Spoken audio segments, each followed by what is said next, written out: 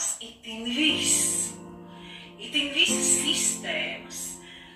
Tā skaitā mūsu fiziskie ķermeņi, viņi nomainās, mūsu uzskati, mūsu, kā es jau esmu daudzkārt teikusi, jaunais ir tas, kas nekad nav bijis.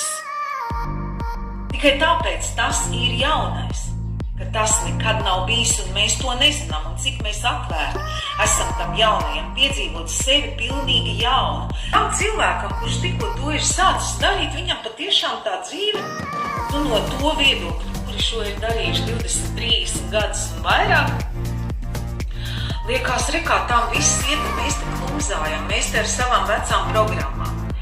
Tātad ir divas lielas lietas, divi lieli procesi, kas varbūt ārēji viņi izskatās vienādi, jā, tās lietas, kur mēs ejam, bet tās ir divas pilnīgi kardināli atšķirīgas